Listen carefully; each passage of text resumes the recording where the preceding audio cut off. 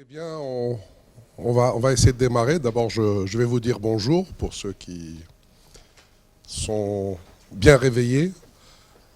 Merci à vous d'avoir participé à cet événement.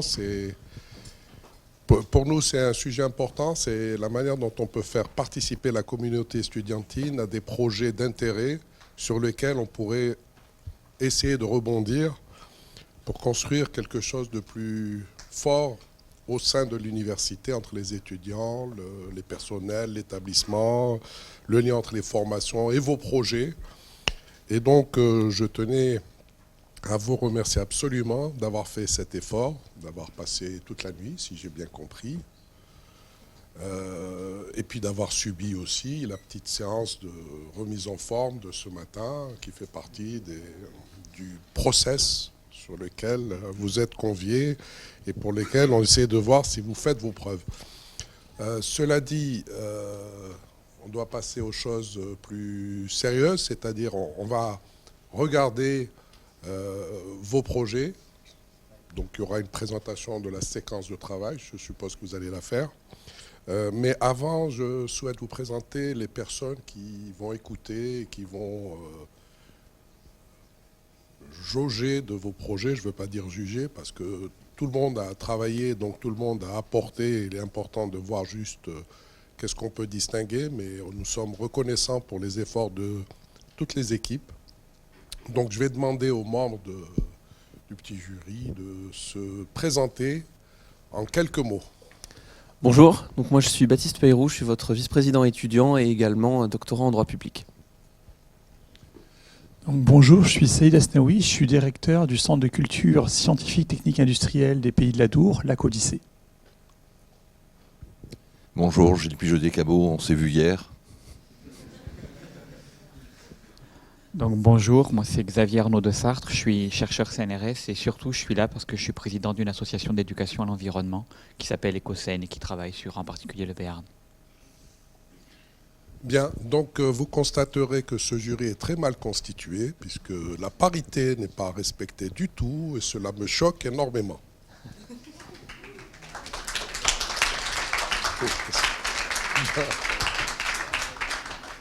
On avance. Ok. Donc, vous avez 5 minutes pour pitcher, à la suite de quoi le jury pourra vous poser une ou deux questions, et puis après, on passera à l'équipe suivante. Et donc, je vais tout de suite appeler la première équipe, qui est l'équipe au foyer solidaire, et qu'on peut applaudir. Est-ce qu'on nous entend ? Ouais. Bonjour, je m'appelle Jocelyn Figard. J'espère déjà que vous avez tous passé une bonne nuit. Je suis étudiant en Master 2 à Anglet en modélisation en génie côtier et civil. Et nous allons vous présenter notre projet Foyer solidaire. Adrien Goavier, je suis en première année en licence administration économique et sociale au campus de Pau. Du coup, moi, c'est Jean-Sébastien Avier. Je suis en troisième année de géographie et aménagement à l'université de Pau.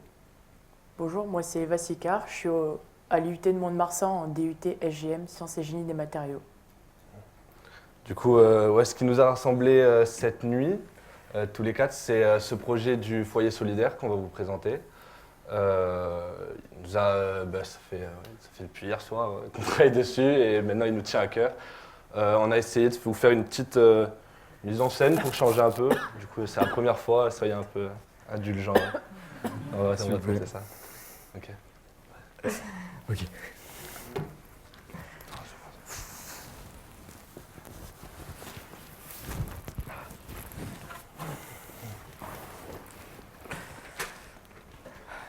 C'est bon ? Non, c'est parti. Ok. Ça va, frérot ? Ça va et toi ? Ça va, c'était bien les cours ? En vrai, ça va. Ce matin, un peu dur. Bon, on l'a fait Tu connais quoi. Ouais. Tu fais quoi ce midi ? Je pense que ce midi, je vais rentrer chez moi, avoir mon petit moment de détente et puis grignoter quelques trucs parce que franchement, j'ai rien à manger chez moi. Ouais, moi, pareil, du coup, je vais rentrer aussi, si tu rentres. Ouais. Je devais faire les courses cet après-midi, mais j'ai plus d'argent. Mais après, franchement, il manque pas un truc dans cette université, genre un endroit où on peut se retrouver tous ensemble, se poser tous ensemble et puis, je sais pas, trouver de la nourriture pour se faire manger pas cher quoi. Clairement. Vous connaissez pas le FES? Le quoi, le FES? Le FES, c'est quoi? Le foyer solidaire, c'est le lieu de rendez-vous universitaire participant à la cohésion sociale et l'aide alimentaire des étudiants. Non mais attends, arrête ce charabia, on comprend rien du tout, explique-nous. Clairement. C'est une salle, tu peux acheter à boire, du thé, du café pour participer à l'amélioration de l'association. Tu peux jouer aux cartes, à des jeux de société, tu peux jouer au baby-foot. Le plus important, c'est leur autre comptoir avec l'épicerie solidaire et son frigo qui permet de lutter contre le gaspillage tout en aidant les étudiants dans votre cas. Mais attends, mais tu mets quoi dans ton frigo et la partie épicerie solidaire? Je comprends pas. Dans le frigo, c'est possible de mettre n'importe quel végétaux, donc fruits ou légumes, produits secs comme biscuits, une épicerie. C'est également possible de mettre n'importe quel produit dont la date limite de consommation n'a pas encore été dépassée et qui n'est pas ouvert. Comment tu sais tout ça là? On en a aussi à Anglette, là, ça fait quelques années déjà. Ah ouais, il y en a déjà un à Anglette? Ouais, c'est dans tous les campus de l'UPPA, c'est pas dur à intégrer et il n'y a que du positif. Il suffit seulement d'une salle, d'un groupe d'élèves motivés et de quelques fournitures. Ouais, ça a pas l'air d'être cher à mettre en place. Hein. Et ça risque de durer quelques années. Ils réinvestissent l'argent chaque année pour améliorer le foyer. Mais attendez, mais comment on pourrait construire ce projet en soi? Ça se met en place. Ouais. Voilà, comme je l'ai dit, c'est vraiment simple. Ah ouais? Mais non. C'est pas grave. Comme je l'ai dit, c'est vraiment simple. Il suffit de monter une association. Nous, la nôtre, on l'a faite pour 150 € histoire d'avoir un peu de faire un logo, faire des tracts et se faire de la publicité. Ensuite, il faut s'arranger avec l'UPPA pour avoir une salle de libre. Nous, on a réussi à en trouver une en s'arrangeant bien en à peu près 3 heures. Et après, en récupérant des meubles chez Emmaüs ou dans les encombrants dans la rue, on a réussi à s'en tirer pour à peu près 100 €. Ouais, c'est pas grave. C'est pas grave. Ok.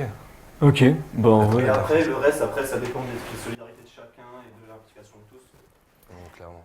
Bon, ok. On y va? Très bonne idée. Ouais, j'avoue, on attend encore. Ouais, tiens.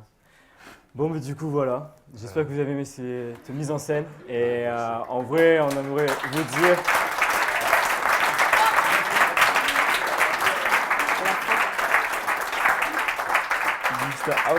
Attendez, il nous reste 10 secondes. On voulait juste vous dire que, ben voilà, on aimerait que cette histoire se réalise, que ce projet se réalise parce que il nous faut votre aide. Mais franchement, ce projet nous tient vraiment à cœur. Voilà. Merci.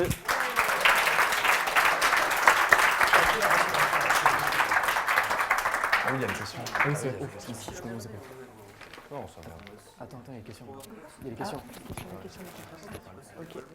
Je sais pas. Bon, le bruit.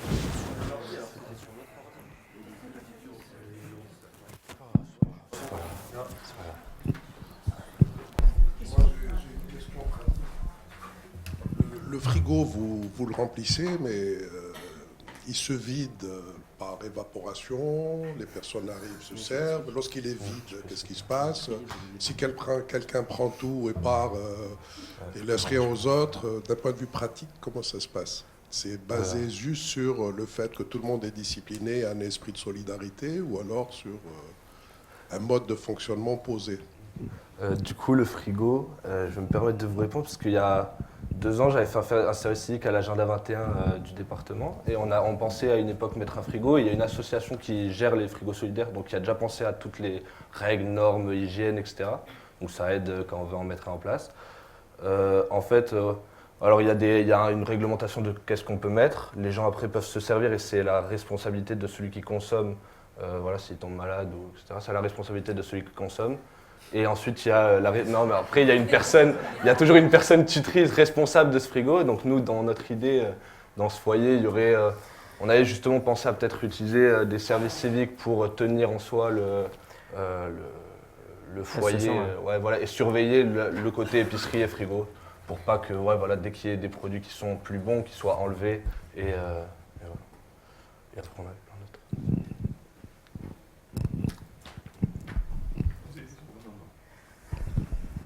le budget que vous avez présenté à la fin était pour un foyer, mais on est d'accord que vous allez le déployer sur l'ensemble des 5 campus de l'UPPA, donc c'est aussi à multiplier certains postes, notamment au niveau des meubles, où vous mettez 100 €, mais je pense que sans doute, peut-être que c'est 500 €. Donc on est d'accord que c'est un budget pour un foyer à multiplier ensuite par 5. Absolument. D'accord. Et justement, ouais, c'était pas le bon tableau, on avait changé un peu les prix, mais ouais, c'est vrai. Mais on avait justement un peu augmenté les budgets du mobilier. Merci. Ouais, voilà, c'est pas grave. Du coup, question que je... Non, c'était que nous. Bon, on peut les applaudir.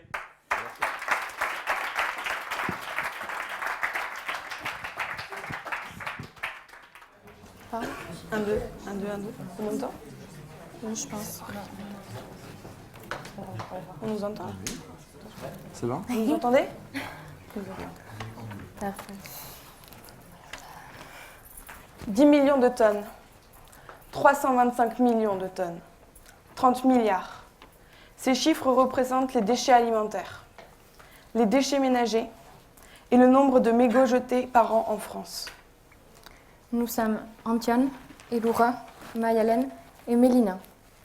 On s'appelle les Rêves Solutions du campus de Pau.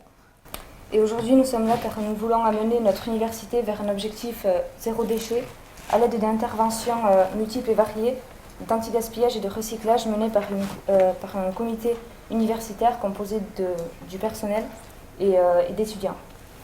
Donc on a 4 idées principales. Premièrement, on va parler des poubelles.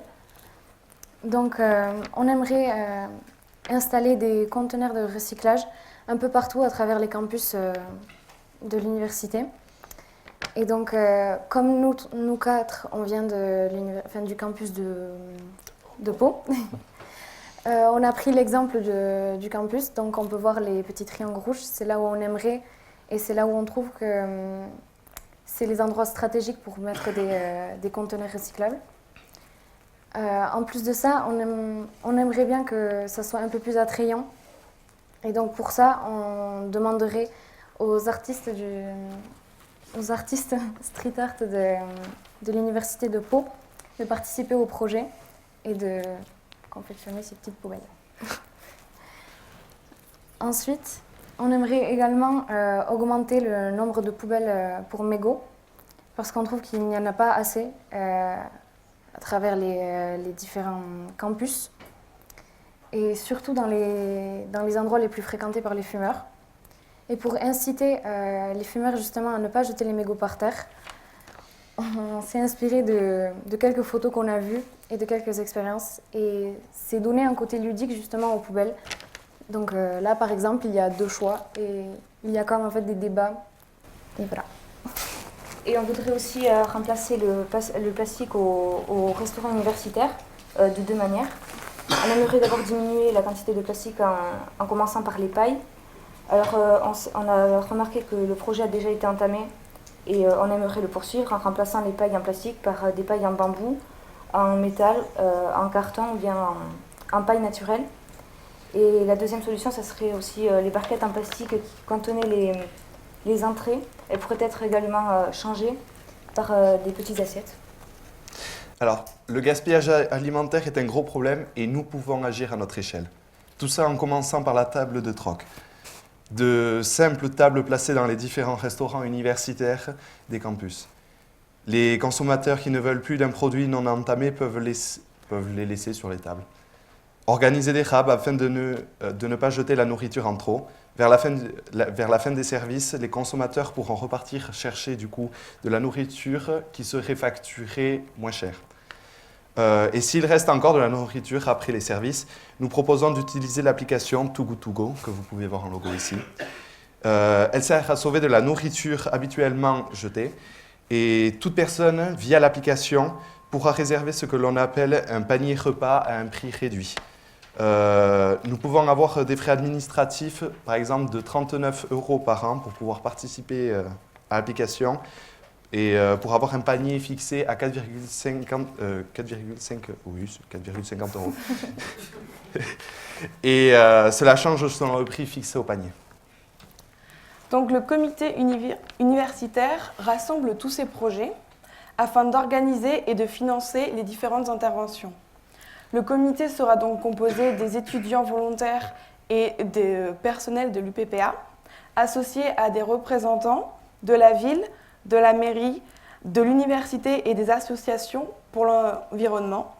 Ce comité à but non lucratif va mettre en place différents événements comme des bals au sein des campus. Les bénéfices des événements permettront en fait de financer les interventions. Nous voulons donc tester ce comité avec une soirée test vérifiant l'autofinancement du projet. Comme vous pouvez voir, on a calculé pour environ 300 personnes le budget. Nous comptons également établir un diagnostic par rapport au gaspillage des différents campus, comme en allant en fait à Tarbes, où nous prévoyons un budget de 20 € pour le déplacement. En prenant en compte le budget donc, de la soirée qui est de 2 560 € et le déplacement, nous avons un budget prévisionnel de 2 580 €. Donc réagissez en nous aidant, car qui ne rêverait pas d'une université durable?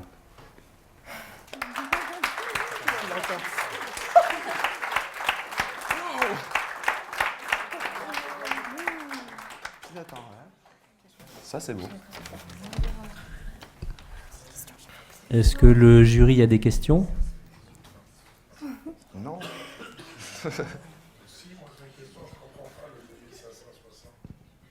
Alors, le 2560... Ok. Alors, 2560, c'est... vous voyez tous les nombres en négatif. Du coup, en fait, c'est ce que l'on vous demanderait pour pouvoir mettre en place la soirée. Et les 540, du coup, ce serait... mais du coup, toutes les lignes de dessus additionnées. Ce serait tous les gains qu'on a fait en remboursant la demande, enfin le prêt. Ok. Alors, attendez, on va la faire simple. Si tu veux, je le fais. C'est quoi vos dépenses? Alors, les dépenses sont tous les recettes, nombres négatifs. d'abord. Donc, vous avez le coup. Comment? Les recettes d'abord, c'est ce que vous... Ça, c'est du prévisionnel. Ok. Les recettes sont ici. Voilà. Ça, c'est un prévisionnel si la soirée est pas Ok, ok. tip-top. Ça fait un total de...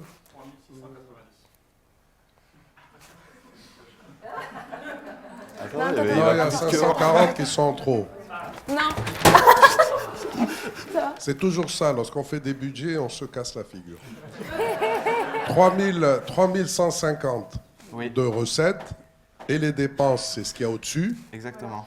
Et les 540, c'est quoi? C'est le bénéfice. Oui, exactement. Pour l'association, enfin pour le comité en fait. Le D'accord. comité récupère les Et donc, 540 ce que vous... et nous on a remboursé en fait les 2560 qu'on nous a donné en fait au départ. Ah, d'accord. C'est-à-dire, ce que vous demandez...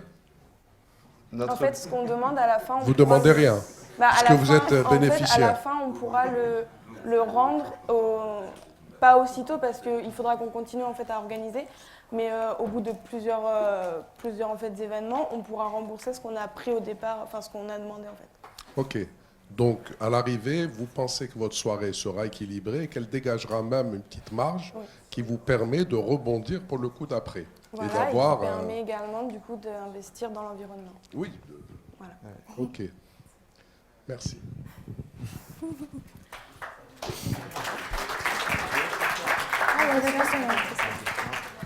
Désolé, encore une question. Vous avez des solutions de compostage dans ce que vous proposez?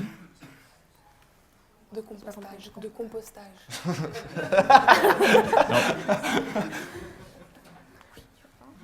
Non. Vous pouvez préciser la question? Mais un des gros générateurs de déchets sur le campus, c'est le Crous, enfin le Crous, ce que nous on jette au Crous, qui part direct en poubelle. Transformer ça en compost, ça... Ben, j'ai vu.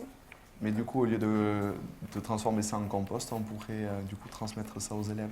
Oui, en fait, c'est avec la... vous pouvez remettre la diapositive. C'est avec la table de troc, le RAB et le To Go qui va permettre en fait d'avoir en fait, quasiment pas de déchets du Crous. C'est pour minimiser les déchets coup, organiques. Au fur et à mesure, on élimine. Ouais, je pense qu'il y a toujours des restes dans les assiettes qui sont pas... Et après, du coup, s'il en reste, eh ben, on prévoira un budget pour faire un compost en fait. Oui. Si ça marche bien, tout ça. Ok.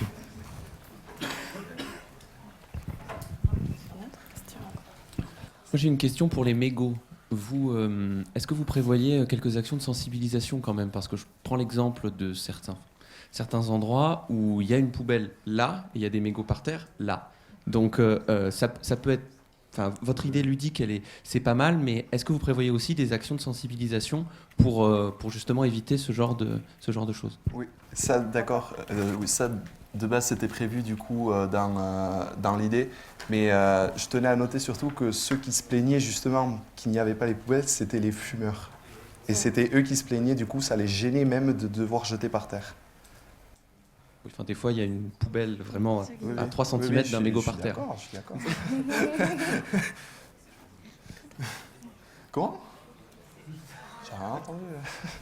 Merci, bravo.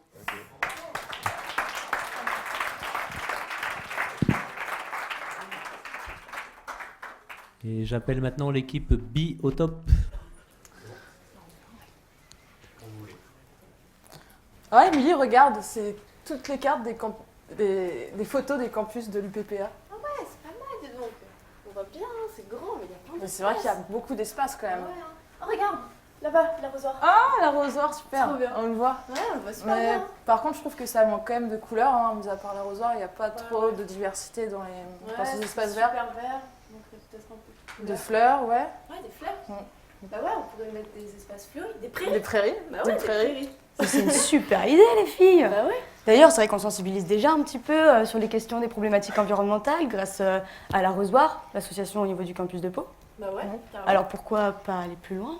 Bah ouais. Je suis totalement d'accord avec toi. En plus, on est toutes les trois de géographie, on est trois, tout est en sciences. On peut essayer de monter quelque chose. Je pense que ça peut être ouais, pas mal. Ça serait super. Bah ouais, on pourrait faire un petit projet pour amener un petit peu les abeilles sauvages à venir s'insérer sur les campus. Ouais. Comment appellerait du coup? Je sais pas, on pourrait... Biotop, je pense que c'est pas mal. Biotop, mais carrément, carrément. C'est clair, ça, oui. Et pourquoi biotope? Pourquoi? Bah parce que du coup, c'est vrai que le biotope, ça renvoie un petit peu à la dimension d'un milieu avec une biodiversité richesse, super riche, ouais. Ouais. Du coup, un peu à l'idée des petites bêtes telles que les abeilles, justement, qui pourraient... exactement. Et plein d'autres insectes qui permettent à un biotope riche de s'épanouir. Ouais. Et en plus, avec tous ces espaces verts, ce serait tellement dommage de pas les utiliser. Ouais.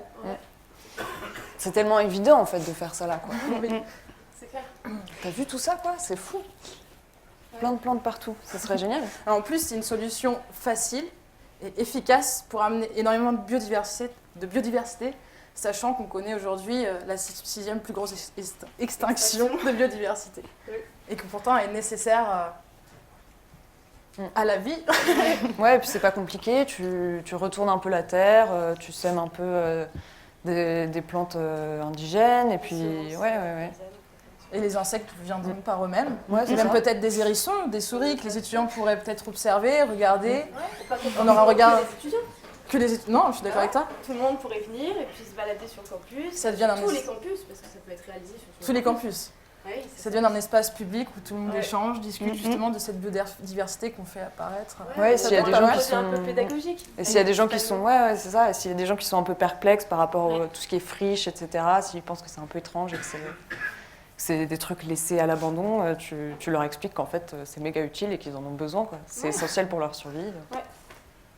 Et puis ça pourrait servir à des nouveaux modèles urbains, parce qu'on voit énormément en géographie du retour de la nature dans la ville, justement pour échapper par exemple aux îlots de chaleur ou proposer aux gens un retour vers la nature. Service écosystémique, oui.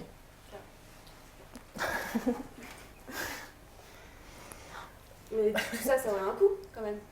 C'est vrai que ça va avoir un coût, forcément. Comment ça se passe? Bah, je sais pas, après les semences, ça doit pas coûter méga cher. C'est quoi? C'est 30 € un bon paquet. Si on fait des petits échantillons pour tester d'abord sur 10 mètres sur 10 mètres dans chaque campus. Et qu'est-ce qu'on fait? On fait une soirée de lancement, un truc dans le genre, un truc qui motive les gens à venir pour faire... Avec une conférence intéressante sur l'importance du biotope. Ouais, à peu près 600 €. Ouais, et tu fais un chantier participatif pour que les gens mettent les mains un peu dans la terre. Ouais. C'est cool. Ouais. Et tu peux avoir ça. Bon, là, c'est un peu pixelisé, hein, mais en soi, c'est pas mal, c'est des fleurs. Voilà à quoi pourraient ressembler les campus de demain. Pourquoi pas? C'est ce qu'il y a dans l'idée. Et puis, ça, c'est pas forcément une idée originale, mais... Ouais, c'est pas forcément original, mais je pense Oui, que ça, c'est plus nécessaire, quoi. Ouais. Ça paraît évident de faire ça ici, dans un espace aussi grand. Ouais. Parce que ça se voit, on l'a vu à Poitiers. Ouais, il y a à un Poitiers, potial, ouais. un jardin potager. Ça a très bien marché, il y a énormément d'espèces qui arrivent dans ces espaces-là, il y a quelque chose de dynamisé. Et à Strasbourg aussi. Ouais, la commune de Strasbourg. Ça peut être carrément une super idée. Oui, moi je trouve. Ce qui nous aide pour le super défi étudiant, ce serait génial d'en profiter. C'est super. Bah on y va, c'est parti. Allez, c'est parti.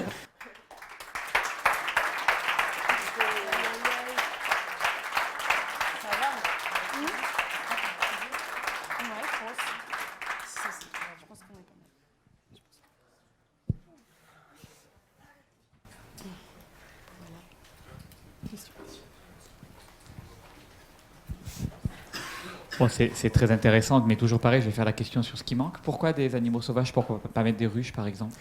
Alors justement, à la base, on voulait installer des ruches pour dynamiser la pollinisation, etc.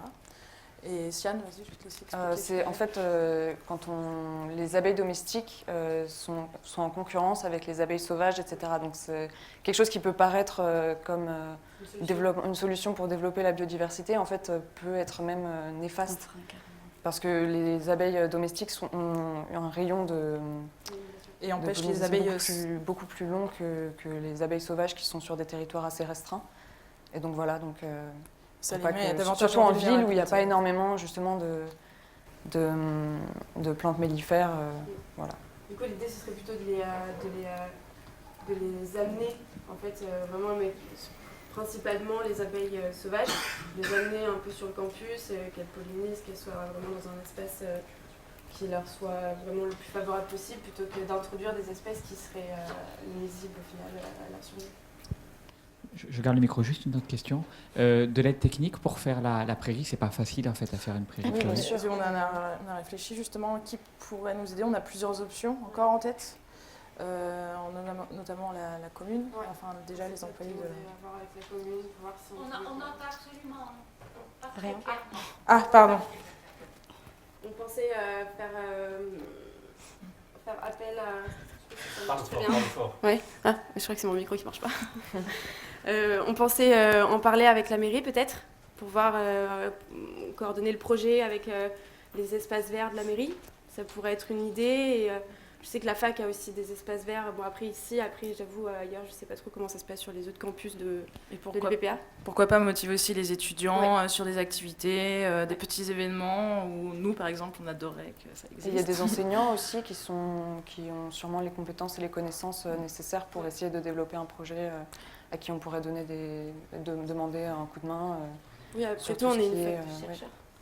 Et oui, pourquoi pas créer ensuite une UE qui proposerait justement l'observation de ce petit biotope qui se crée ici, qui serait plutôt intéressant pour référencer les animaux et insectes et végétaux.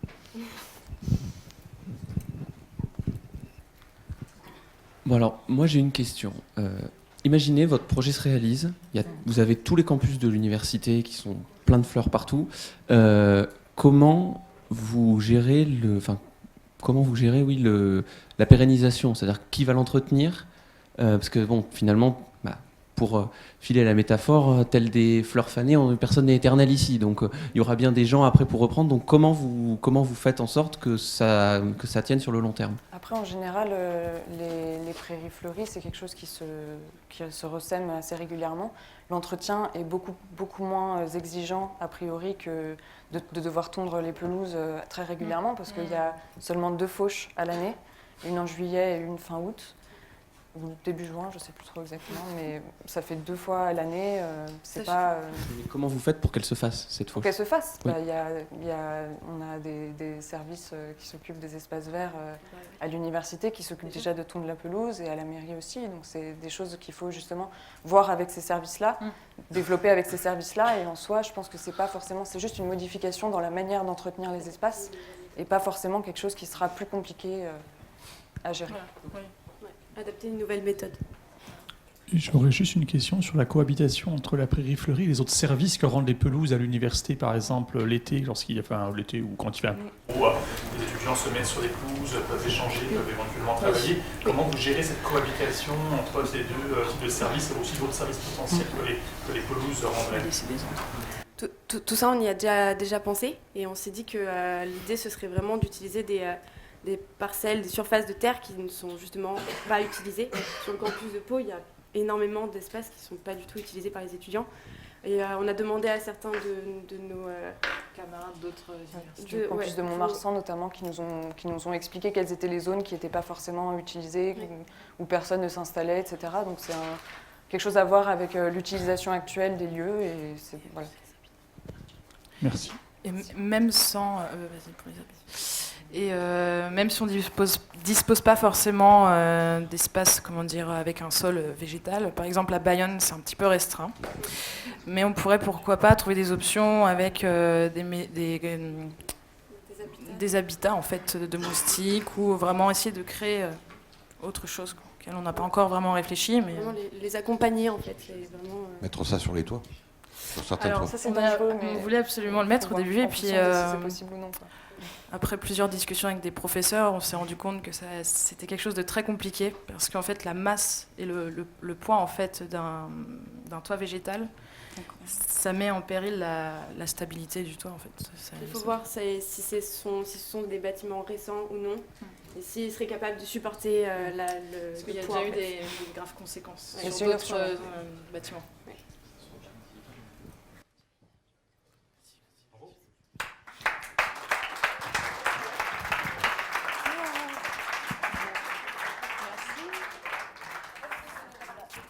Merci. Merci beaucoup. On passe au projet suivant. Je dis pas le nom. Je peux dire le nom ou je vous laisse le dire. Je vous laisse le dire.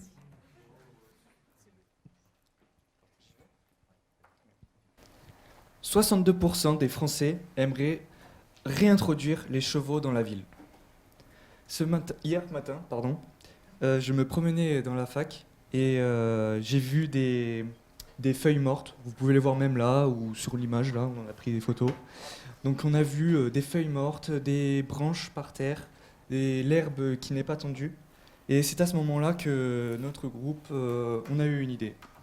Donc mon équipe, elle est composée de Guillaume Pose, Thomas Duguet et moi, Maxime Viscaino, qui sommes en Master 1 Génie électrique et informatique industrielle, de Laura, qui est en Master 1 CPCM, qui est Chimie et Physique-Chimie des matériaux, et de Jennifer Balthazar, en Master 1 DAST, Développement durable, Aménagement, Société et Territoire. Donc notre équipe forme ECORS, ECO-ORS. Le but de notre projet, c'est de promouvoir des innovations techniques grâce à l'énergie du cheval, qui va entretenir les universités dans un but de la transition énergétique et de durabilité. Je vais laisser la place maintenant à Thomas Duguet. Merci. Donc pour ce faire, nous voulons remplacer le moteur par la force animale.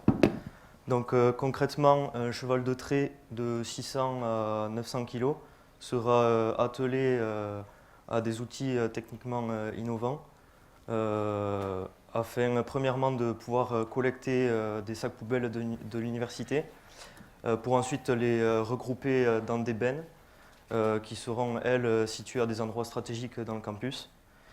En parallèle, nous voulons mettre en place un système de tri sélectif. L'attelage permettra également de tondre la pelouse toute l'année et ainsi que de ramasser toutes les feuilles. Et en période estivale, nous mettrons en place un système de fauchage afin de pouvoir nourrir partiellement le cheval pendant l'hiver. Donc nous avons passé à d'autres projets que Laura va vous expliquer. Donc durant l'année, tous les matériaux, les colis, les feuilles qui arrivent de l'extérieur pourront être centralisés à des endroits stratégiques dans l'université, à l'entrée de l'université. Notre attelage pourra alors les récolter puis les redistribuer dans les différents endroits. Donc, pour faire ces différents projets, le matériel utilisé, c'est un matériel qui existe déjà, mais qu'on innovera, notamment grâce à l'énergie électrique. Donc, notre projet rentre dans une dynamique de réduction de gaz à effet de serre. Alors, pour ce projet, nous prévoyons de réaliser une étude de cas qui est centrée sur le campus de Pau, car il présente de nombreux atouts. Il est plus grand que les autres campus, il dispose de plus d'espaces verts. Et donc, ça nous permettra vraiment de développer les outils et afin d'étendre en fait dans les autres campus de l'UPPA.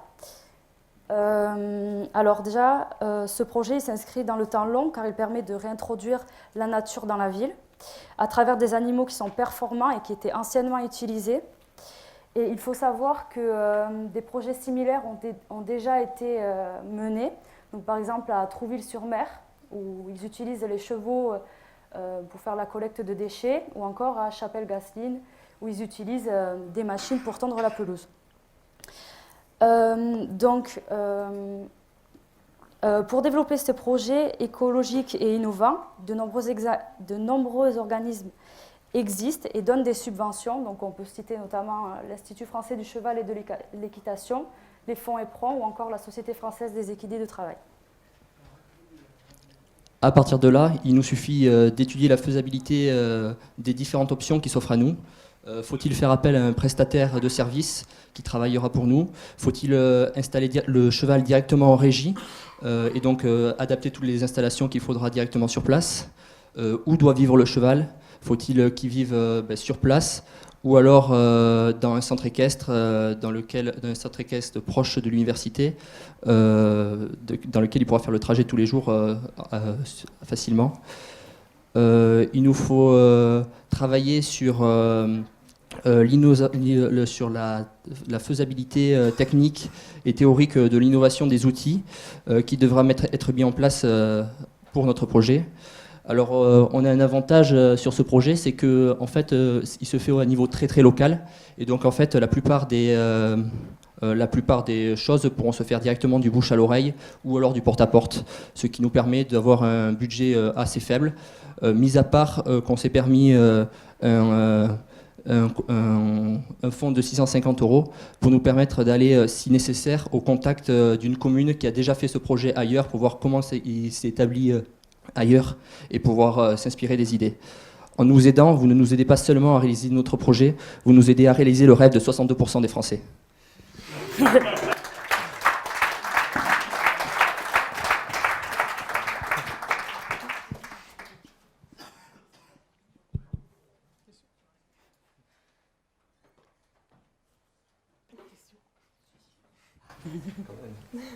Et c'est 62% des Français, d'où vous le sortez ce chiffre? Alors, c'était une étude qui a été faite en 2010 il y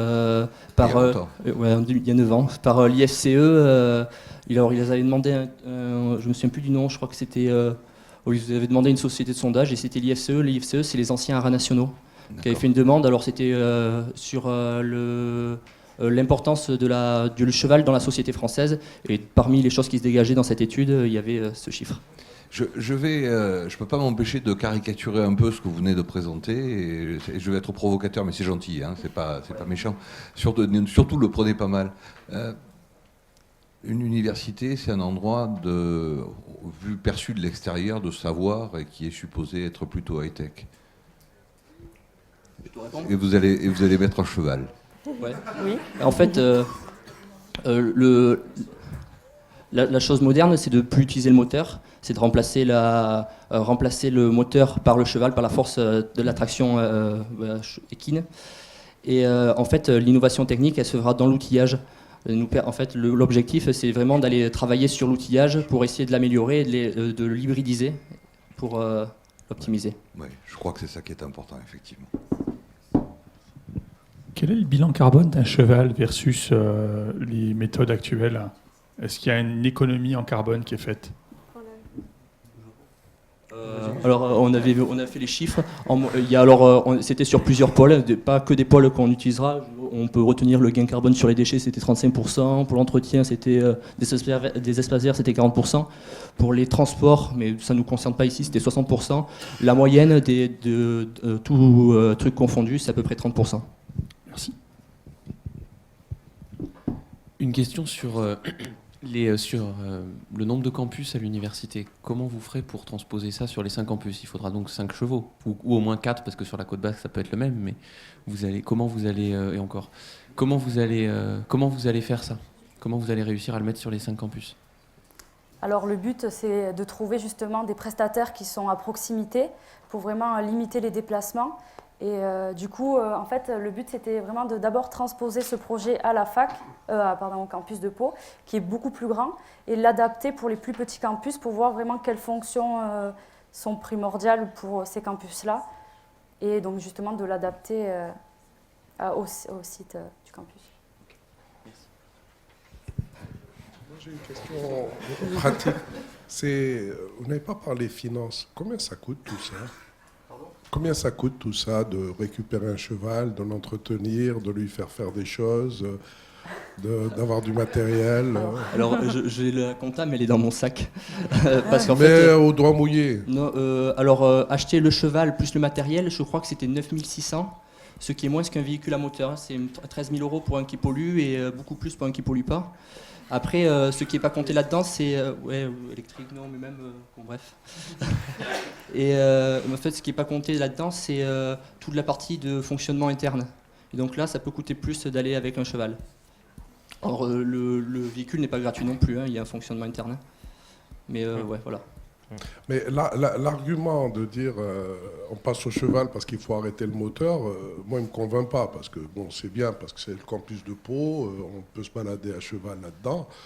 Mais aller à cheval de Pau à Tarbes, pour ceux qui ont des cours là-bas, le moteur, quand même, on en a besoin un moment. Non, mais juste, c'est sur le... Comme vous avez dit, le moteur, il faut arrêter le moteur. Moi, je veux bien qu'on arrête le moteur, mais... Après, qu'il y ait sur le campus un mode de fonctionnement basé sur des animaux, parce qu'il y a des idées similaires, par exemple pour la tonte, de mettre des bovins ou des caprins ou des ovins qui se baladent, ce qui est intéressant, parce que ça permet de régénérer l'herbe et en même temps, ça permet de faire le travail. Donc avoir un cheval ou des chevaux qui font un certain nombre d'actions sur le campus, ça peut avoir du sens. Mais l'argument, pour moi, c'est pas parce qu'il faut arrêter le moteur. C'est parce que ça a du sens en tant que tel. C'est pas parce que faut bien voir que lorsqu'il faudra transporter une grosse machine qui pèse plusieurs tonnes, le cheval, on le crève au bout de 10 mètres. Hein. Donc il vaut mieux ramener un camion grue pour le faire. Donc à l'arrivée, on a des choses concrètes qui, cela dit, ça peut être une idée intéressante à la fois... Lorsqu'on regarde le campus dans sa globalité, son mode de fonctionnement et ce que peut apporter un cheval en termes d'action, mais aussi d'image. Non,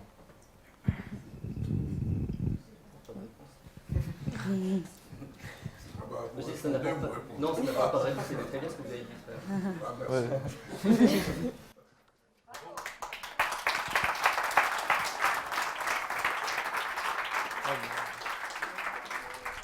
L'équipe BBC. Aujourd'hui, l'heure est grave. La communication entre campus a disparu. Il est de notre devoir de la retrouver. Pour cela, nous vous présentons la solution. Le projet BIO, réalisé par nous, la BCC, c'est la bonne bière du collectif. Alors, moi, je suis Camille Tersol. Je m'appelle Catherine Asserotudé. Je m'appelle Gauthier Laocoun. Moi, c'est Soliane Mayer. Et ensemble, on fait partie du génie biologique. En deuxième année à Mont-de-Marsan. Ouais. Je m'appelle Michelle. Je suis une étudiante, un Master 2 à Anglet. Alors, le projet qu'on va vous présenter, ça sera de faire une bière, la Biopong. Bio pour bière de l'Institut universitaire et Pong par rapport aux bières Pong. Alors le but de notre projet, ça serait de faire une brasserie artisanale qui, dans un second temps, deviendrait autofinancée et elle permettrait une augmentation de la cohésion entre les différentes filières des campus ainsi qu'une croissance de l'accotement de l'IUT dans un premier temps et ensuite de tout l'UPPA. Donc, pourquoi la bière? Pourquoi de la bière, nous diriez-vous? Eh bien, parce que tout d'abord, la mise en place d'une brasserie au sein de l'IUT et du campus, c'est une idée originale et pertinente. Pourquoi elle est pertinente? Eh bien, parce qu'elle permettrait d'intégrer une junior entreprise. Cela permettrait, ensuite, ça serait une diffusion ou une distribution des produits à travers des différents campus. Et aussi par la même occasion faire de la prévention en mettant des éthylotests. Mais surtout, ça serait d'améliorer la collectivité au sein des différents campus. Alors, une fois que la mise en place de notre projet est stable, notre produit pourra être diversifié et donc on pourra élargir notre projet, notamment par la création d'événements, comme un concours pour la réalisation de notre logo pour un embouteillage. Oui. De plus, ce projet est au cœur de notre formation et consiste en fait à appliquer concrètement ce que nous avons appris et donc à valoriser nos cours. Il permettra aussi de faire connaître notre IUT et aussi de le dynamiser et aussi de créer un multisite qui permettra de mettre en collaboration les différentes filières de chaque campus afin d'élaborer ce projet. Et cela nous permettra aussi d'acquérir une certaine expérience professionnelle. Et dans ce but, en fait, le projet sera durable tout dans le temps. So we believe that our project will be long-lasting and will be able to sustain itself for many years to come. The reasons for this is because it's run by the students. So the upper year students will be able to pass down their knowledge to the new students that come in every year. Also, the goal of our project is that it is self-sustaining. So any money that we make selling the beer is going to be reinvested back into the project. So it will be a completely self-sustaining project.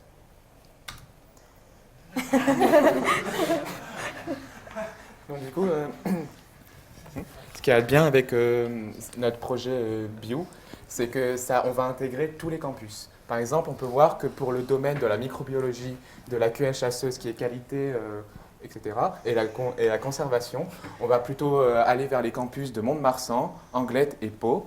Pour la logistique et la finance, nous allons plutôt voir le campus de Pau et de Bayonne. Et pour le marketing et la communication, nous allons voir toujours Mont-de-Marsan et Bayonne. Pour la réglementation, parce qu'on a besoin d'une réglementation pour créer un concept, un produit, nous allons plutôt nous tourner vers Pau, qui possède des masters en droit, je crois. Et aussi, nous avons la gestion des déchets, qui pourrait être... Gestion. Gestion. J'ai mis ça. C'est une erreur, d'accord. Gestion des déchets qui seront pris en charge par les campus de Tarbes, de Bayonne et de Mont-de-Marsan. And finally, we believe that our project will be able to be implemented because it is cooperation of all 5 campuses. So all the 5 campuses working together should make the project more successful. Alors pour ce qui est du budget, on a prévu un budget prévisionnel juste pour mettre en place de 350 € qui comprendrait une visite à l'IUT de Périgueux, non, de La Rochelle, qui a déjà mis en place une brasserie. Donc c'est pour voir comment faire la production, même si notre concept il a plus sur l'aspect social, pour voir comment faire, ainsi que pour acheter un kit de préparation de bière pour avoir une première idée de la recette avec les ingrédients qu'il faut. Voilà, et pour la suite du projet, pour l'agrandir en fait, le premier investissement sera assez conséquent, mais il sera amorti au bout d'un certain temps, parce que le matériel est excessivement cher, mais après, une fois que cet amortissement sera fait, tous les bénéfices seront reversés à l'UPPA ainsi qu'au BDE. Et permettra aussi de permettre la durabilité de notre projet. Et donc, enfin, les appels d'action, pour valider ça, en fait, certaines étapes seraient les recherches dans un premier test, Et ce premier test se ferait dans le campus de Mont-de-Marsan. Puis, une fois que ce test sera validé sur le campus de Mont-de-Marsan, on pourra élargir sur les différents campus, notamment ceux qui comportent des sections biologiques. Et puis, après, comme j'ai dit avant, installer un système de distribution. Et puis, après, on pourrait diversifier les produits. Et enfin, l'investissement, même s'il est lourd, on peut essayer de chercher des sponsors pour essayer de minimiser et de réduire un peu le coût qui permettrait de permettre de réduire plus vite et d'amortir plus vite. Merci de votre attention.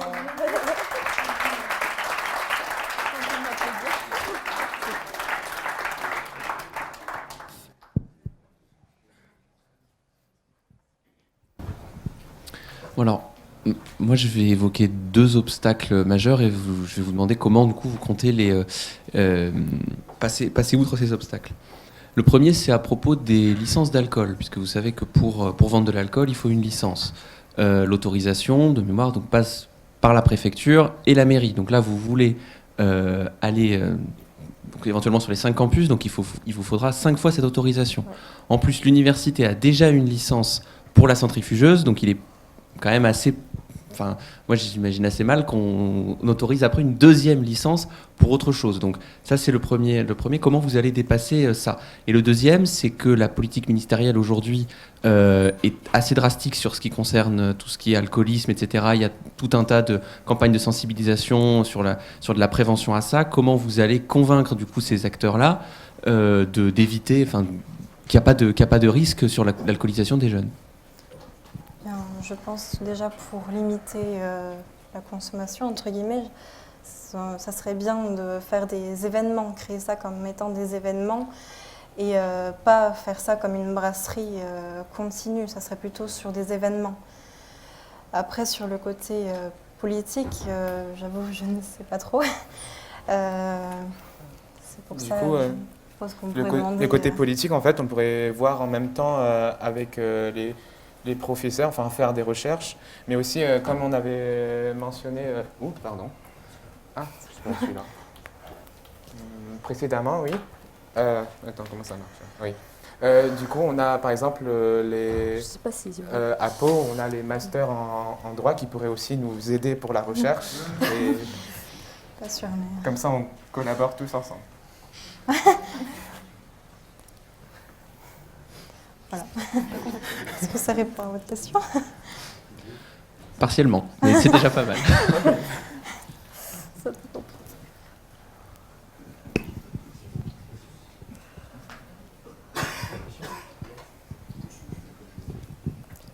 Je peux en poser une.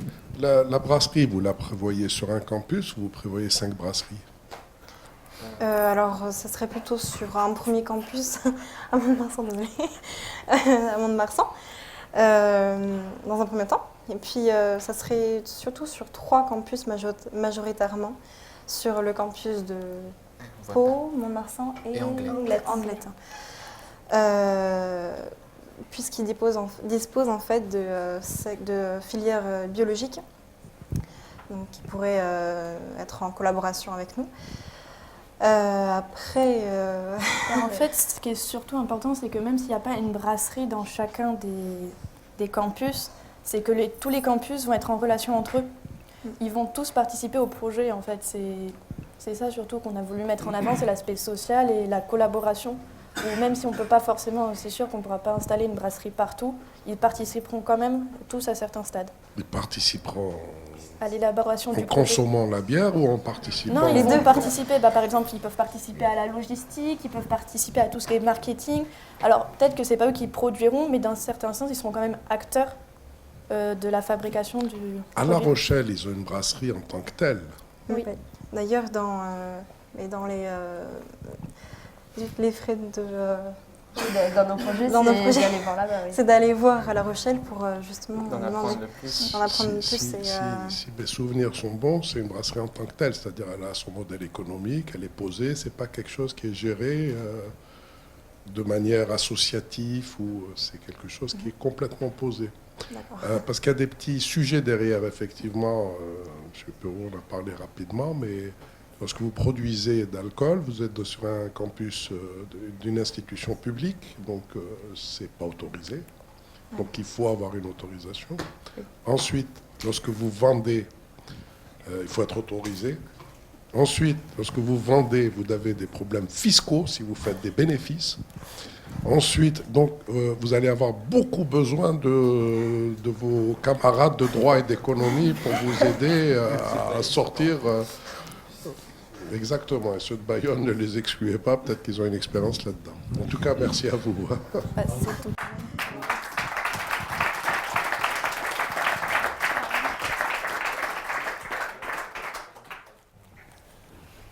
Déjà, bonjour messieurs.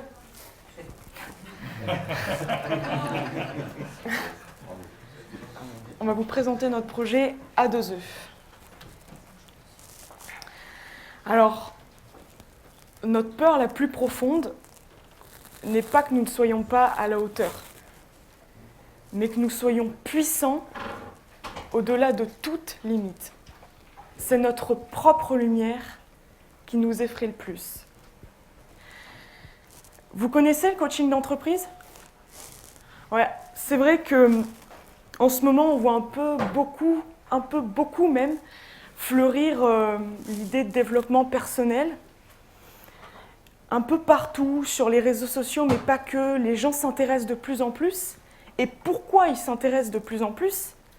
Parce qu'ils se rendent compte que si on leur propose des outils psychologiques ou en leadership pour développer leurs compétences et pour accroître leur épanouissement, eh ben, ils se sentiraient beaucoup mieux et ils seraient plus performants.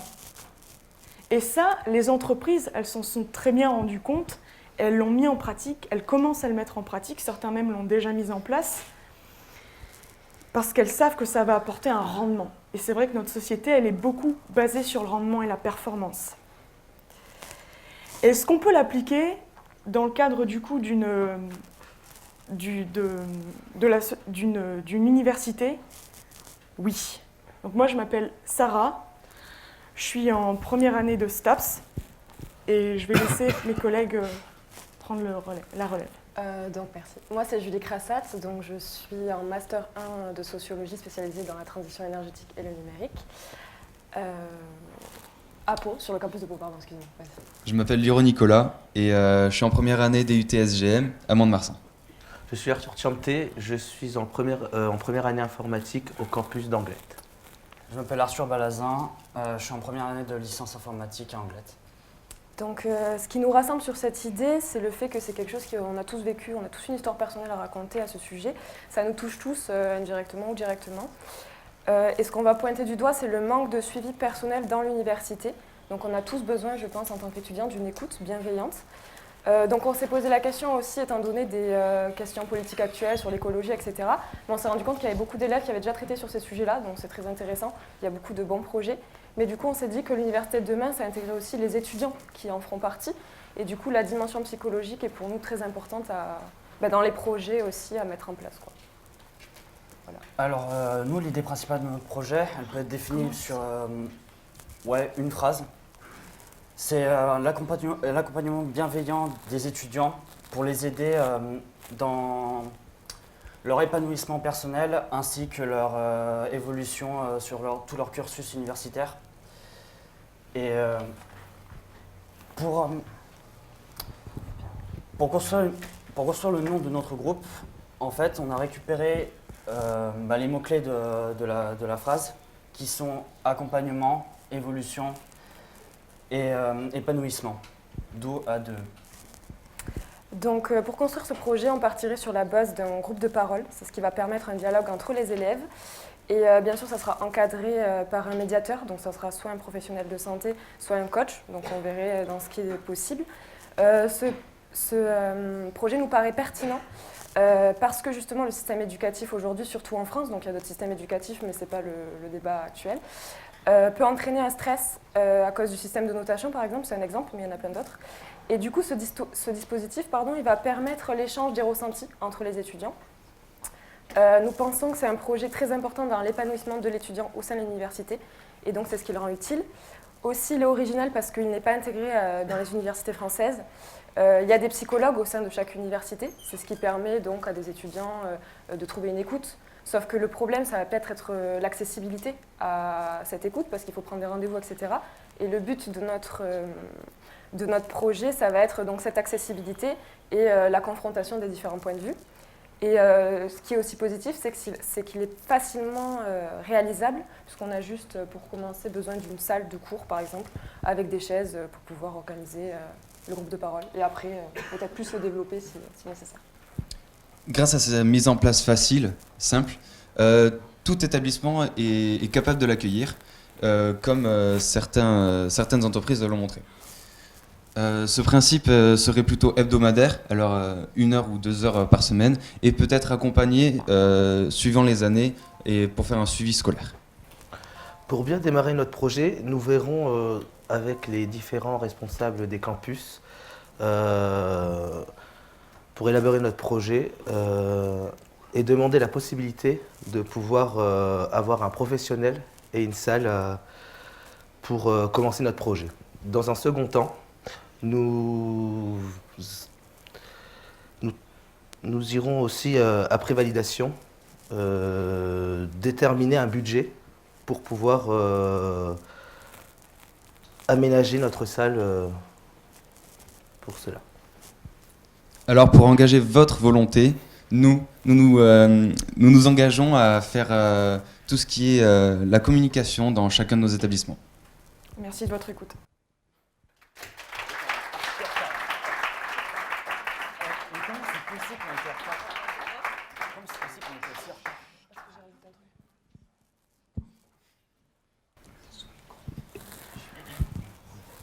Bon, alors d'abord, je vous remercie parce que je pense effectivement qu'il y a un besoin dans le sens que vous évoquez. Juste, est-ce que vous avez quand même pensé à vous mettre en relation avec le service universitaire de médecine préventive? C'est ce qu'on parce que oui, après, parce que justement, il y a un psychologue, il y a des professionnels qui sont déjà salariés de l'université, et donc vous pouvez peut-être aller vers eux pour voir comment vous organisez. Ensuite, mais j'ai quand même donc ça c'était une remarque, et j'ai ensuite une question sur surtout la pérennisation du projet, parce que il faudra mettre en place ces groupes de parole, etc. Donc encore une fois, il y a pas mal d'étudiants qui sont en première année, donc vous pourrez quand même suivre le projet de façon assez longue, mais quel gage vous donnez pour pérenniser ce genre de projet? Alors déjà, par rapport à la médecine préventive, c'est quelque chose qu'on avait déjà pensé. Donc comme on disait au départ, on irait voir les psychologues et les responsables pour pouvoir leur présenter le projet, qu'ils déjà soient intéressés, comme ça, dès qu'on aurait accepté, qu'on aurait la salle, on pourrait déjà commencer à pouvoir créer des groupes de parole. Et ce psychologue servirait de médiateur pour ensuite, dans un certain sens, ensuite, pouvoir les guider et pouvoir ensuite créer des pôles différents par rapport à leurs besoins, et ensuite peut-être de pouvoir leur faire des choses individuelles, c'est-à-dire assez personnelles. Et donc oui, c'était quelque chose qu'on avait pensé, comme ça on pourrait commencer assez rapidement. Je vais rebondir sur ce que tu as dit du coup. Donc en fait, on va déjà se centrer sur les psychologues qui sont présents sur le campus parce que c'est le plus pratique à mettre en place. Donc on va leur demander s'ils ont des disponibilités, s'ils peuvent aménager l'emploi du temps 1 heure pour commencer, parce qu'on sait que ça peut être compliqué, 1 heure par semaine, voir si c'est possible. Après, si c'est compliqué, ce qu'on peut faire, on est quand même des étudiants, il y a une expérience personnelle dans le sens où, une expérience au niveau de l'orientation je parle, parce qu'après au niveau psychologique, on ne va pas se prétendre pouvoir donner des conseils, etc. Mais on peut mettre des groupes de parole en place pour commencer, où on discute de nos expériences personnelles au sein de l'université. Et déjà, rien que ça, je pense que c'est facilement mis en place et ça peut aider. Et après, on verra. Et pour la pérennisation, surtout? Pour la pérennisation, ça dépend beaucoup de la volonté des étudiants, sauf que, en fait, on a pensé ce projet par rapport à tous les problèmes qu'il peut y avoir par rapport à l'éducation ou le sentier vivre de l'éducation, enfin, dans le domaine étudiant. Et du coup, tant qu'il y aura des problèmes, il y aura forcément des gens qui voudront parler ou autre. Et faire une autre attaque que juste aller voir un psychologue, en parler avec des élèves qui sont neutres ou autres, ça peut être un nouveau moyen de dialoguer ou autre. Et faire émerger d'autres idées. Et on a aussi un point de départ par rapport au témoignage, c'est-à-dire on créerait une conférence où une personne pourrait témoigner comme on a expliqué, de notre situation personnelle, et que peut-être que les personnes qui assisteront à cette conférence s'identifieront et viendront beaucoup plus facilement à ces groupes de parole. Et ensuite, ces groupes de parole pourront déjà être très facilement, comme expliqué, dans les 5 universités, et même aller après beaucoup plus loin dans les lycées, les collèges. Et donc c'est là qui est la pérennisation. C'est plus que ça a touché beaucoup plus grand que l'université. Ok, merci. Moi, je me demandais comment vous voyez ça se développer par rapport aux multisites. Vous voyez des groupes sur chaque site, vous voyez des groupes qui se réunissent sur des sites différents. Comment vous voyez le partage d'expériences entre étudiants localisés sur des sites différents? Vous voulez qu'on explique comment ça pourrait se dérouler un groupe de parole? Oui, non, mais quel est l'état de votre réflexion par rapport à ça, Ouais, alors l'idée d'un psychologue, c'est vrai que c'est mieux quand même parce que ça permettrait déjà d'expliquer pourquoi on est là. Donc le fait de dire que les élèves pourront parler de manière libre, ils peuvent juste venir et assister à ce qui se déroule, ils ne sont pas obligés de parler. On peut mettre à disposition des carnets pour qu'ils expliquent ce qu'ils ressentent, pour les mettre en confiance et qu'ils ne soient pas obligés de parler parce que ça peut être gênant. Et donc peut-être revenir à la séance prochaine. Et le fait qu'il y ait un psychologue, c'est le médiateur qui va parler, qui va prendre la parole, qui va expliquer les différents sujets qu'on pourrait aborder. Ça peut être la violence, ça peut être des sentiments, plein de choses. Quoi. Je pense que je ne me suis pas bien exprimé. Ah, pardon. La question, c'est que moi, je suis un étudiant qui ressent ce besoin-là. Je suis localisé à Tarbes, par exemple. Et le groupe de parole est à Bayonne.